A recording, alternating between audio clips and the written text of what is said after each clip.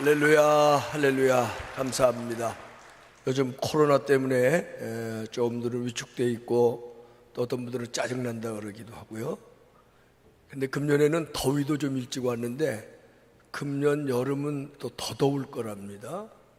장마도 시작됐고 어떻게 보면 여러 가지로 불쾌지수가 높을 때인데 그럼에도 불구하고 그런 속에서도 여러분 한 분 한 분 모두들 건강하시고 승리하시기를 주의 이름으로 축원합니다.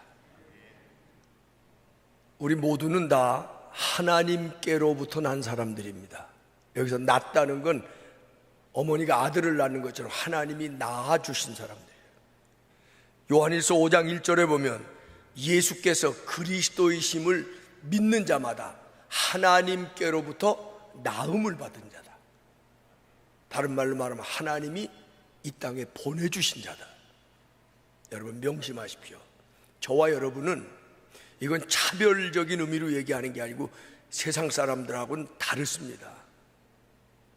보통 사람하고는 다릅니다. 차별하자는 얘기가 아니에요. 저와 여러분은 하나님이 이 땅에 보내주신 사람, 하나님이 우리를 낳아주셨다는 사실을 믿으시면서 사시기를 바랍니다. 그래서 예수 믿는 사람은 대단히 죄송하지만 세상 사람들하고는 뭔가 조금 달라야 돼요. 가치관도 다르고 생각하는 것도 다르고 상황을 맞이하는 방법도 달라야 합니다. 로마서 12장 2절에는 뭐라고 말씀하고 있냐면 너희는 이 세대를 본받지 말고 오직 마음을 새롭게 함으로 변화를 받아. 우리는 세상을 따라가면 안 됩니다. 며칠 전 제 초등학교 동창 카톡방에 안 믿는 친구들도 많아요. 어떤 친구 하나가 문안을 한다고 이런 글을 올렸습니다. 자기의 지인, 아는 친지들 중에 그 친구가 올린 글을 그대로 제가 옮겨왔습니다. 자기 친지들 중에 코로나 때문에 불안해하고 공포, 수면장애, 우울감, 만성피로, 두통 등을 호소하는 사람이 많더라. 그러니까 우리 친구들은 건강하라 뭐 그런 축복의 얘기를 하는데 제가 얼른 마음에 그렇구나. 코로나 때문에 만성피로, 우울증, 불안, 두통장애, 불면을 갖는 분들도 의외로 있겠구나 하는 생각이 들어요. 그런데 저는 너무 생생해요. 코로나 때문에 한 번도 불안해 본 적이 없어요.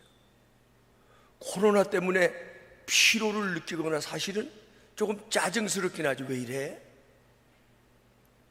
코로나 때문에 잠 못 자본 적이 없어요. 우울해 보지 않았어요. 제가 특별한 사람일까요? 예.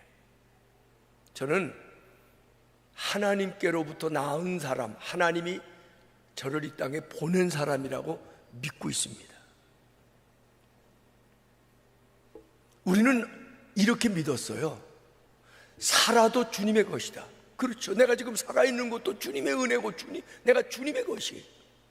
그러면 내가 죽는다고 해서 주님이 나의 주님이 아닌가요?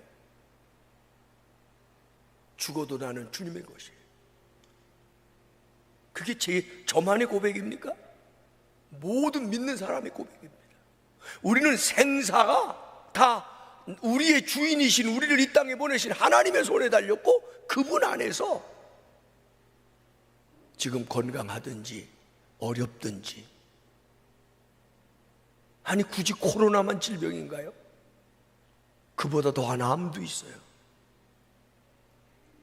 어떤 질병에 걸려도 우리는 하나님의 손에 우리의 목숨과 우리의 삶이 달려있다고 고백하고 수십 년을 지금 이렇게 살아오고 있는 믿음의 존재들입니다. 디모데후서 1장 7절에 보면 믿는 사람들이 이 땅을 살아가는 생활의 철학을 얘기하고 있는데 하나님이 우리에게 주신 것은 두려워하는 마음이 아니요 믿음을 가진 사람이 어떤 일이든지 그것이 돈 때문이든지 실패 때문이든지 인간간의 상처 때문이든지 어떤 것이든지 두려워하며 살면 안 돼요. 불안해서 살면 안 돼요. 맞습니다. 우리는 믿음의 사람입니다. 코로나 때문에 아니 그보다도 더한 악한 환경이나 악한 조건이 우리 안에 있다고 할지라도 우리는 두려워하거나 낙담하지 않는 믿음을 가진 사람입니다. 로마서에 뭐라고 말했어요? 환난이나 위험이냐 핍박이냐 칼이냐 적신이냐 가난이냐 심지어 죽음도 우리를 그리스도의 사랑에서 끊을 수 없다. 그래서 우리는 어떤 환경 속에서도 담대한 사람들이다. 이게 우리 믿음의 고백이에요. 고백하시는 분들만 한번 아멘 하세요. 이건 우리 믿음의 고백입니다. 왜 제가 이 얘기를 시작하느냐? 이 믿음의 고백이 흔들리지 말아야 돼. 지금도 담대해야 될 때인 줄로 믿으시기를 주의 이름으로 축원합니다. 오늘 읽은 이사야 26장은 이사야 중에 소묵시록으로 알려진 말씀이에요. 근데 그 말씀은 이렇게 시작하고 있어요.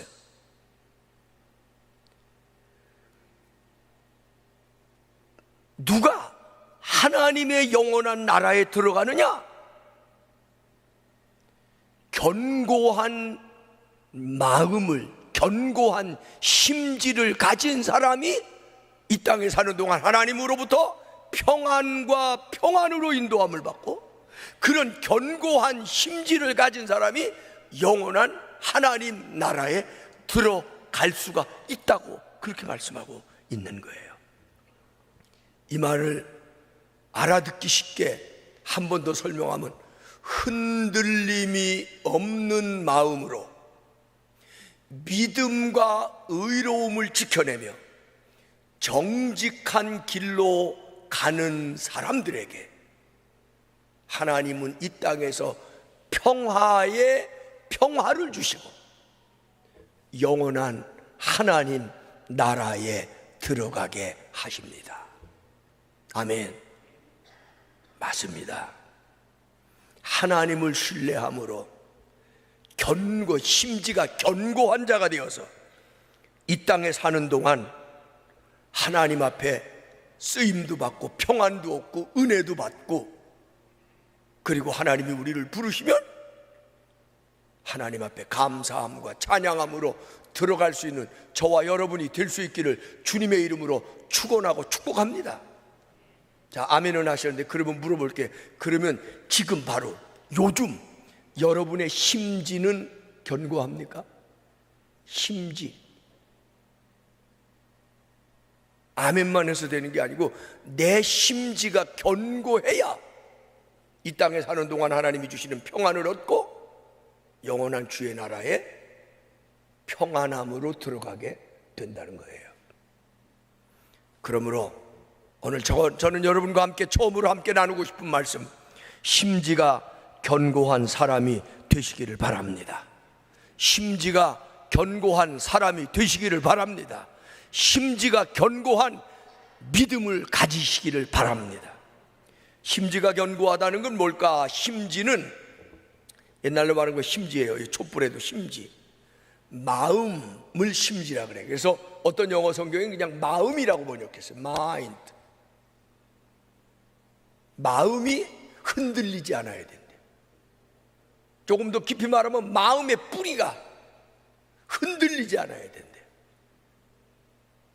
왜 성경은 이런 얘기를 종종 하고 있냐면, 사람은 마음이 잘 변해요. 저는 어렸을 때 그렇게 배웠는데 그건 조금 잘못된 편견으로 배우는 거예요. 뭐냐면 여자의 마음은 갈대와 같대. 그런 아리아도 있었죠. 그냥 여자의 마음이 바람만 불면 막 흔들리는 갈대처럼 여자 마음이 잘 변하는 줄 알아. 그런데 살면서 보니까 남자 마음이 더 변해요. 오히려 여자는요 강인한 게 있어서요 어떤 데는 안 흔들려요. 말만 이랬다 저랬다 하고 생각만 이랬다 저랬다 하지만 어떤 데 강인해. 근데 남자들은요 말은 안 해도 마음이 왔다 갔다 해요. 귀가 큰 사람은요 더더구나 웬만한 말에 그냥 춤춰요. 심지가 견고하지 못해. 여러분, 하나님이 주시는 평강, 하나님이 주시는 은혜, 여러분이 좋아하는 하나님이 주시는 축복을 받기 원하면 제일 먼저 중요한 게 마음의 심지가 견고하다는 거, 흔들리지 않아요. 하나님 어떤 믿음을 좋아하시냐면 믿음 생활을 시작하고 끊임없이 흔들리지 않고 그저 오직 주님, 좋을 때도 주님, 어려울 때도 주님, 그저 잘 돼도 주님, 어려운 일이 생겨도 주님, 그저 어떤 때도 그냥 주님만 바라보고 꾸준히, 그런 믿음을 하나님 좋아하시죠? 어떤 사람은 또 조금만 잘 되면 뭐 할렐루야 하고 뒤집어질 것 같아. 그런데 조금만 어려워지면 놀렐루야 그러고 그냥 땅으로 꺼져. 이런 사람들 많아요. 감정적인 사람들, 지나치게 감정적인 사람들. 근데 하나님이 보실 때는 어떤 믿음이 진짜냐? 심지가 견고해서 좋으나 나쁘나, 즐거우나 어려우나, 환경이 어땠든지 간에, 내 주변이 어떻든지 간에 어떤 경우에도 그냥 꾸준히 믿음의 길을 투벅투벅 걸어가는 사람, 그런 사람에게 하나님께서 평강과 은혜를 더하신다는 사실이에요. 할렐루야. 마음이 한결같고 변덕이 없는 사람에게, 오직 괴로우나 즐거우나 하나님만 바라보며 사는 사람, 그런 사람에게 하나님께서 역사하신다는 사실을 믿으시기를 바랍니다. 심지가 약하면은요 쓸 수가 없대요. 연필에도 심지가 있죠. 근데 옛날에는, 요즘 쓰는 그런 연필이 나오기 전에는 그 사람들이 흑연을 가지고 뭐 그림을 그리거나 글을 쓰는 연필을 삽는데, 흑연을 갖다 이렇게 덩어리를 뭉치면 잘 뭉쳐지지도 않고, 그리고 이게 딱딱하지도 않단 말이에요. 그래서 그 흑연에다가 진흙으로 반죽을 했대요. 그래서 말려서 쓰는데 진흙하고 흑연으로 반죽을 해서 말려서 검은 글씨는 나오는데, 그림은 그리는데 조금만 하면 부러지고 조금만 하면 부러지고. 어떤 화가가 도무지 그림을 그리다 짜증이 나는 거야. 이거 좀 어떻게 좀 딱딱한 심지를 만들 수 없나. 그러다가 그날 마침 이 사람이 차를 마시면서 생각을 하는데, 찻잔을 이렇게 들었는데 찻잔이 이것도 진흙으로 만든 거거든요. 그런데 이 진흙으로 만든 거를 불에다가, 수백 도의 불에다가 구우니까, 연단하니까 단단한 찻잔이 됐단 말이에요. 이 사람이 여기에 착안을 해가지고 흑연하고 진흙으로 이렇게 심지를 만들어 썼는데, 그걸 구웠어요. 그랬더니 오늘날과 같은 연필 심지가 됐다는 거예요. 여러분, 심지가 견고해야 글도 쓰고 그림도 그래요. 여러분의 심지는 견고하십니까? 여러분의 마음은 흔들림이 없습니까? 요한복음 14장에 예수님 말씀하십니다. 너희는 마음에 근심하지 말라. 하나님을 믿으니 또 나를 믿어라. 물어볼게요. 너희는 실패했을 때 근심하지 말라. 너희는 즐거울 때 근심하지 말라. 너희는 건강할 때 근심하지 말라. 그렇게 말씀하셨어요? 너희는 질병에 걸렸을 때는 근심해라. 그렇게 말씀하셨어요? 어떤 경우에라도 근심하지 말라. 하나님을 믿으니 또 나를 믿어라. 예수님은 또 말씀하셨습니다. 부활하시고 나서 불안해하고 염려하는 제자들에게 나타나소서 나의 평안을 너희에게 주노니 너희는 평안하라. 우리는 수십 년 어떤 말씀을 믿고 산 사람이냐면, 하나님이 주시는 평화를 내 삶의 기본으로 알고 살았던 사람이에요. 세상이 평안을 주지 않습니다. 건강이 여러분을 평안하게 해주는 게 아닙니다. 물질이 우리를 평안하게 해주는 것이 아닙니다. 그래서 저는 그 찬송 많이 좋아하는데, 여러분들도 그 찬송 많이, 평화 평화로다. 어디서 내려와요? 여러분의 건강으로, 물질로?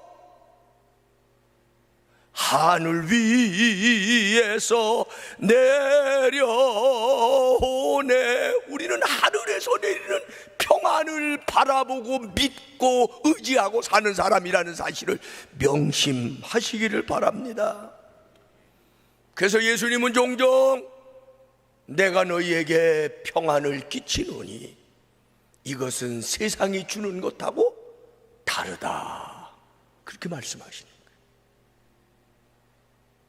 저는 코로나뿐만 아니라 이전에 삶을 살면서 여러 가지 어려울 때에, 목회하면서 내가 너무 약하다고 느낄 때에, 어렵고 속상한 문제들을 경험할 때에 하나님 앞에 나가 엎드려서 아버지, 약속하신 평안을 내 마음에 주옵소서.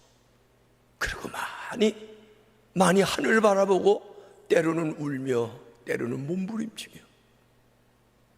엎드릴 때에 한 번도 어기지 않고 주님은 제 마음에 평안을 주셨다는 사실입니다. 여러분은 세상이 주는 평안에 기대 사는 사람이 아니라 하늘에서 하나님이 주시는, 부활하신 우리 주님이 주시는 평안을 먹고 사는, 하나님께로부터 보냄을 받은 하나님의 사람들이라는 사실을 꿈에도 잊지 마시기를 주님의 이름으로 축원합니다. 심지가 견고한 사람이 되려면 말씀으로 돌아가야 돼요. 여러분, 심지가 견고하다는 건, 마음이 견고하다는 건 어떻게 보면 의지가 강하다, 그래요. 의지가 강한 사람들이 어떤 때는 좀 왔다 갔다 하지 않고 그냥 한 마음으로 쭉 갈 수 있는 그런 사람들이 있어요. 그래서 그러면서 의지가 강한 사람이 좋을 것 같아요. 근데 의지가 지나치게 강하면요 징그러워요. 의지가 강한 사람은요 주로 또 의지 약한 사람들을 이러고 내려다봐요.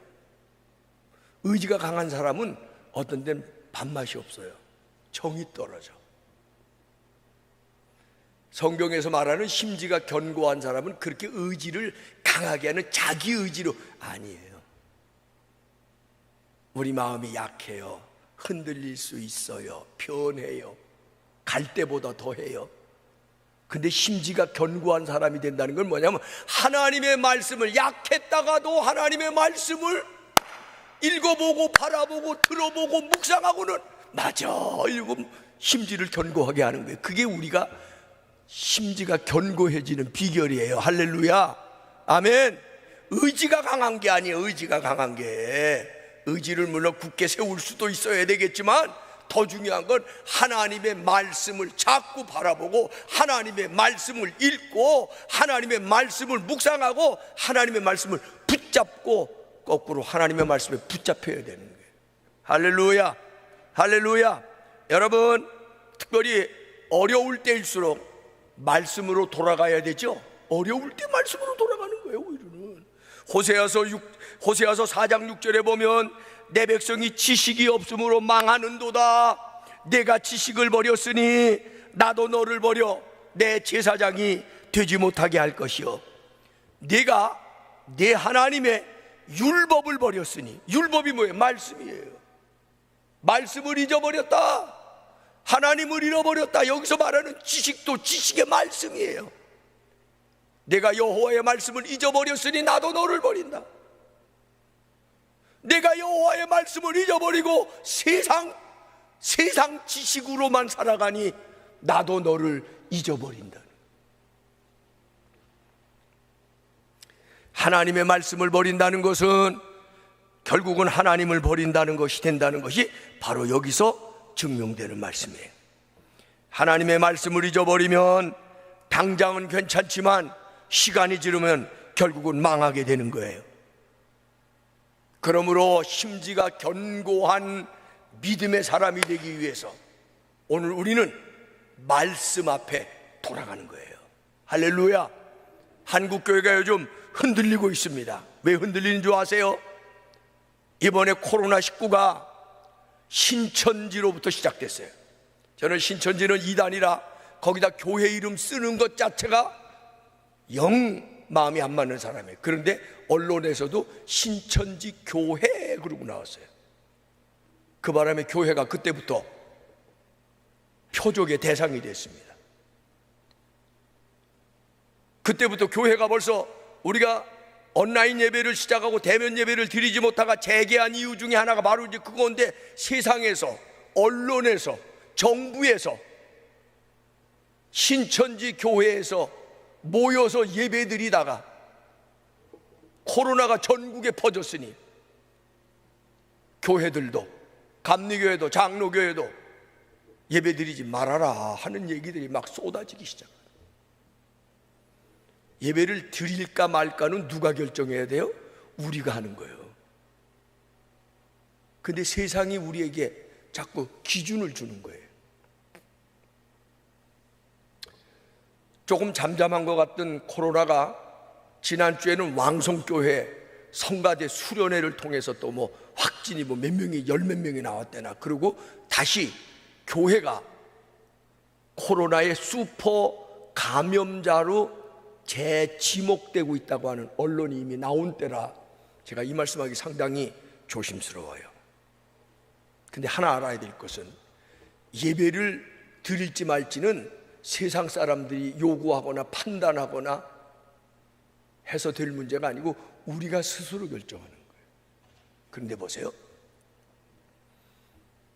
예수님 말씀하시기를 너희는 세상을 사랑하고 이웃을 사랑하라 그러셨어요. 그런 말씀에 비춰보면 적당히 거리를 지켜주고 온라인으로 예배 드리는 건 크게 잘못된 것은 아니에요. 너무 근본주의적인 분들이 이런 거 아주 되게 잘못된 것처럼 하는데, 저는 교회가 때로는 온라인으로 예배 드릴 수 있다고 생각해요. 그러나 이것 때문에 한국교회 교인들이 주일에 대한 이야기들이 조금 변하고 있어요. 이게 무슨 얘기냐? 한국교회는 그동안 성수주일, 주일 지키는 걸 사실 목숨처럼 생각하고 믿어왔어요. 저도 그렇게 가르쳤다. 주일 예배를 드리는 것이 의무입니까? 의무라면 성경엔 의무예요. 왜? 구약 성경의 안식일의 개념이 우리는 주일로 승화가 된 건데, 보세요, 안식일을 어떻게 지키라 그랬어요? 십계명에도 있어요. 네 하나님의 안식일을 어떻게? 거룩하게 지켜라. 일하지 말라. 안식일을 범하지 말라. 우리는 주일을 그렇게 지켰어요. 그렇게 지켜야 된다고 그렇게 믿었어요. 이거 잘못 믿은 겁니까? 성경에 그런 말씀 없나요?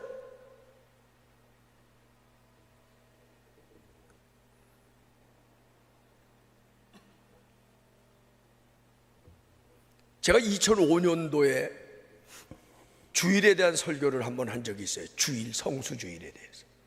2005년 설교를 제가 찾아서 읽어보다가 깜짝 놀랐어요. 제가 그때 이런 간증했어요. 그대로 여러분에게 똑같이 할 거예요. 2005년 제가 강화도 남쪽에 있는 감리교회 30교회가 모여서 하는 지방연합성의 부흥 강사로 갔다 왔는데, 그때 은혜들을 참 많이 받아요. 만이산 기도원에서 부흥회를 했어요. 그때 제가 이 간증했습니다. 그때 당시 강화에는 복음이 들어온 지 100년이 넘는 역사를 가진 고장입니다. 그때 그들의 말에 의하면 강화는 복음이 일찍 들어와서 동네마다, 이마다, 몇마다, 조그만 마을마다 교회가 없는 데가 없대요. 그때 그분들의 얘기를 그대로 말하면, 그래서 하나님이 강화에 복을 주셨는데 100여 년 역사 동안에 홍수나 가뭄의 피해가 한 번도 없었대요. 그분들의 얘기는 하나님의 법대로 교회마다 예배당 세우고 주일날 거룩하게 예배 드렸더니 하나님이 강화 땅을 축복하셨다. 그렇게 얘기하면서 어떤 동네는 90%가 교인 동네래요.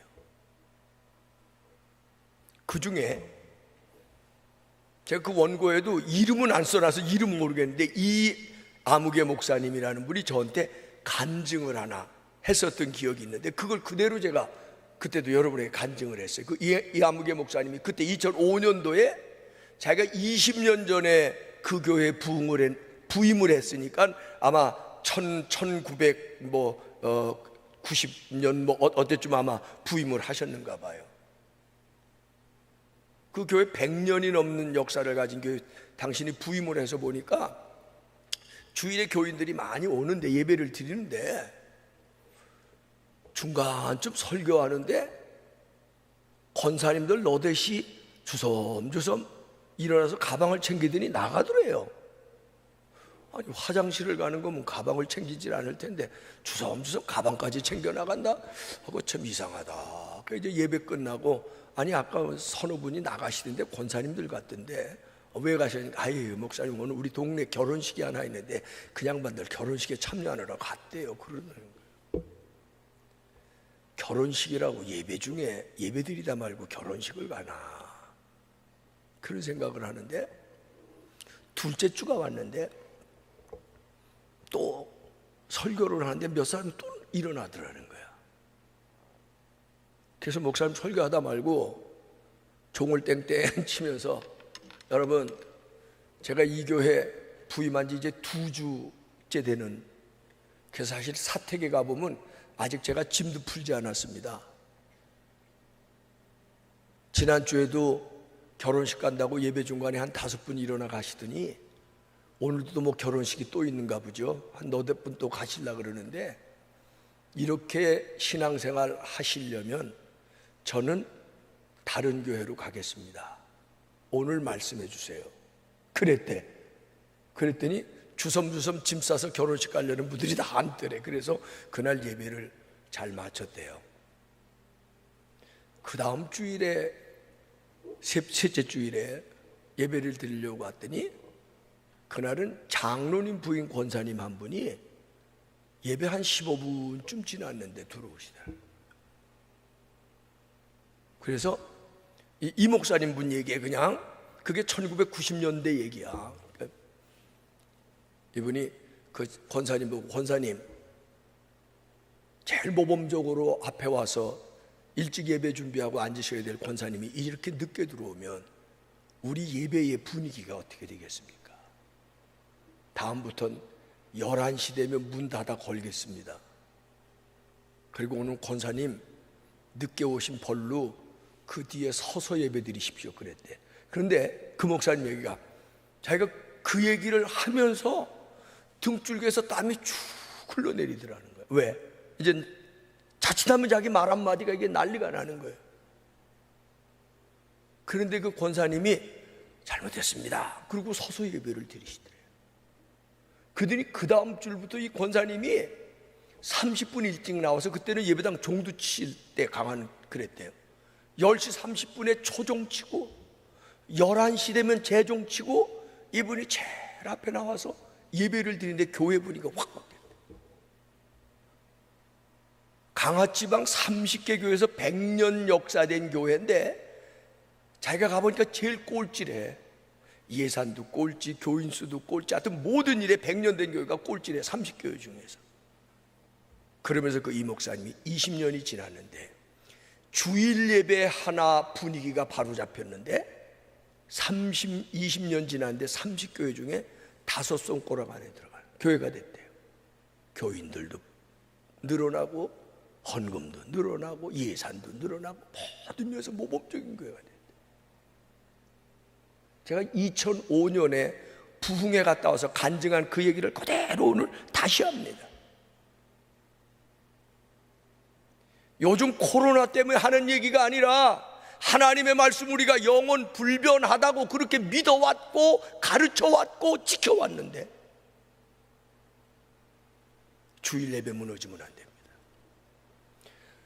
못 오시는 분들을 갖고 제가 뭐라 그러는 게 아니에요. 나름대로 이유가 있어서 집에서 드리는 분 괜찮습니다. 온라인으로 드릴 수 있습니다. 그러나 여러분 어디서든지 이런 생각해.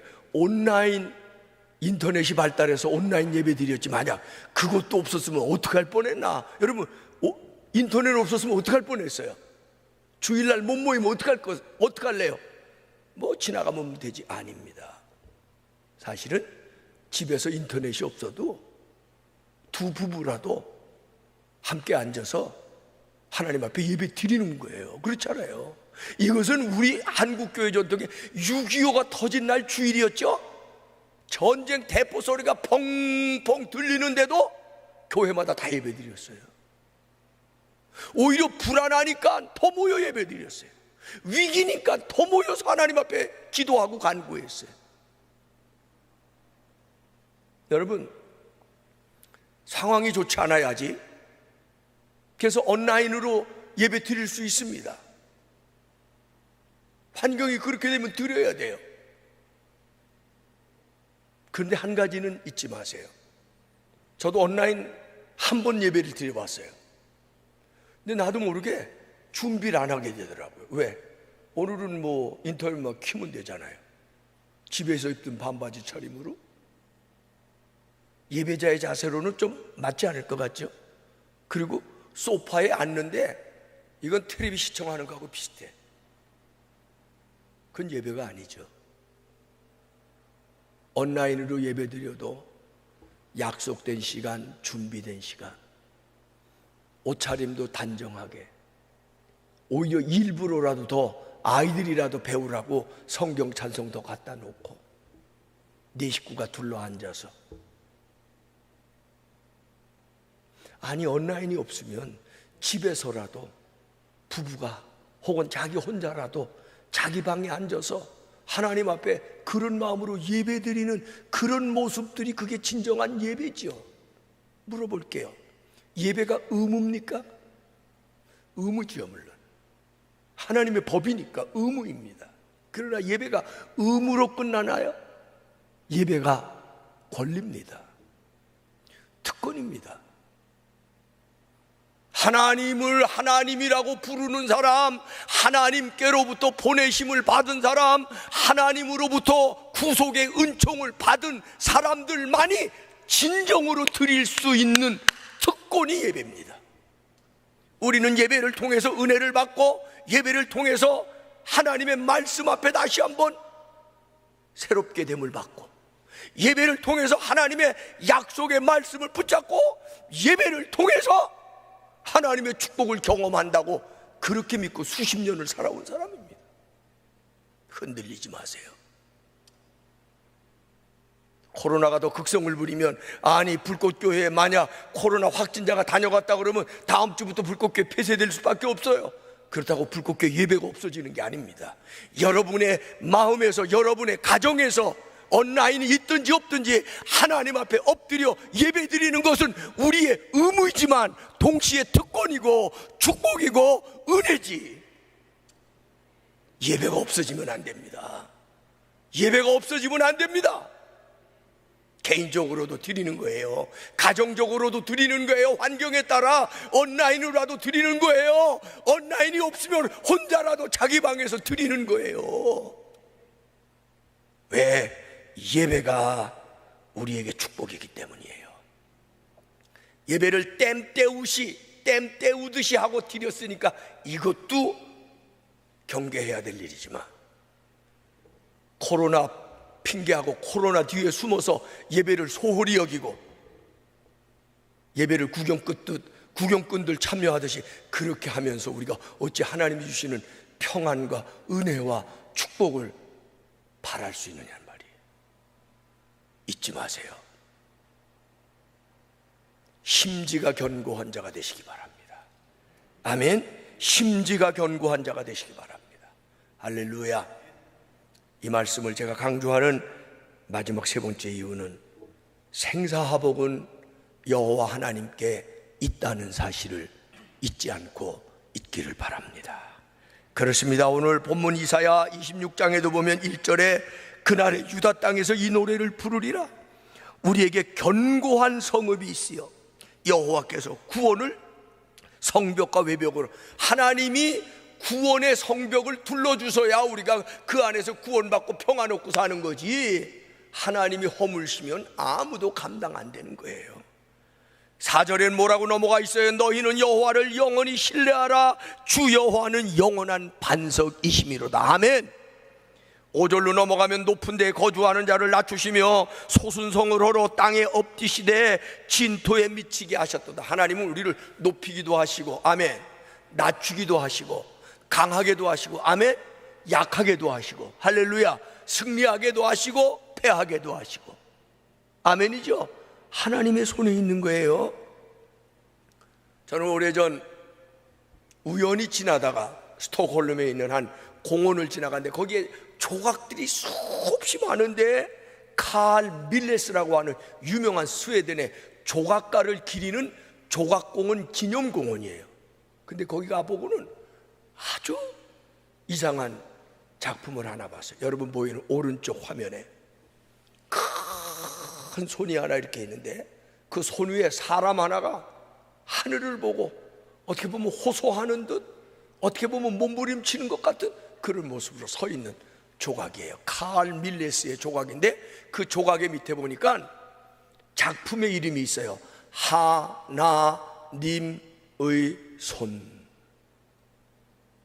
칼 밀레스가 이 작품을 이렇게 만들면서 세 가지를 마음에 생각했다는 거예요. 첫째, 하나님은 인간을 창조하셨다.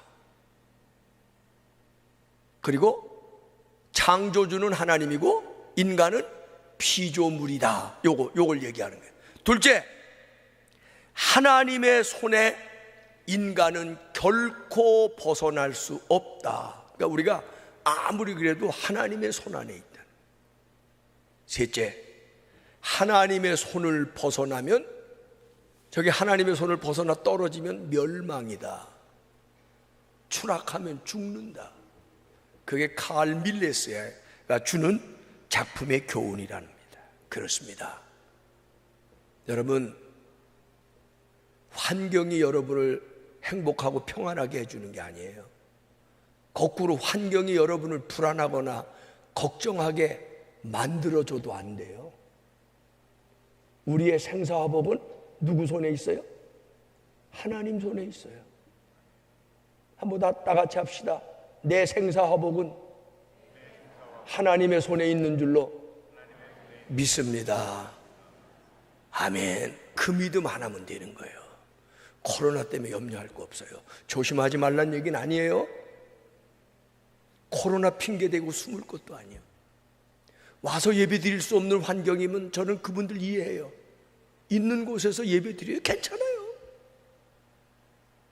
그래서 혹시 여기 확진자가 생겨서 다음에 불꽃교회 다음 주부터 문 닫는다는 통보 받으면 놀라지 마세요. 있는 곳에서 다음 주에 8시, 10시, 12시 예배 드리면 되는 거야. 아멘? 그게 무너지면 무너지는 거예요. 그게 무너지면. 아무도 우리가 예배 드리는 권리를, 예배 드리는 의무를, 예배 드리는 특권을, 예배 드리는 축복을 막을 수 없어요.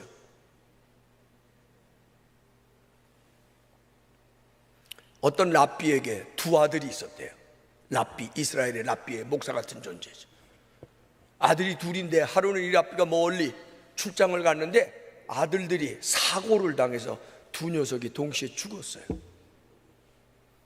그 아이들의 시신을 인수받고 온 엄마가 몸부림을 치는 거예요.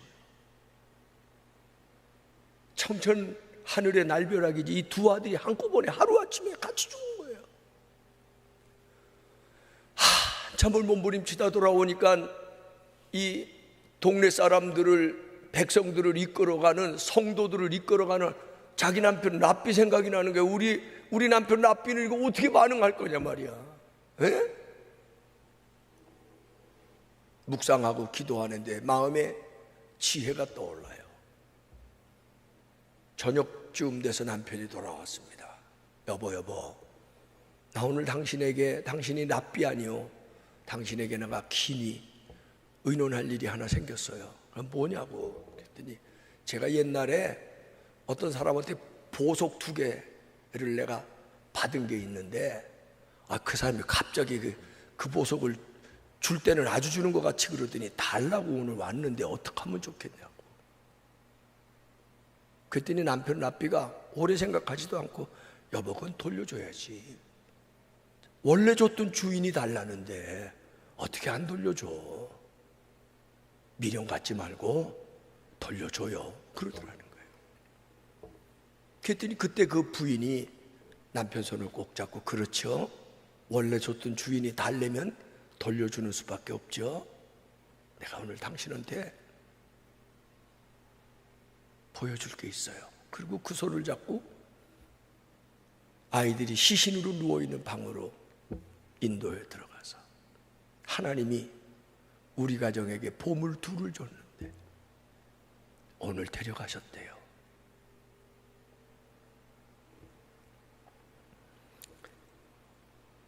역대상 29장 11절에 이런 말씀이 있어요.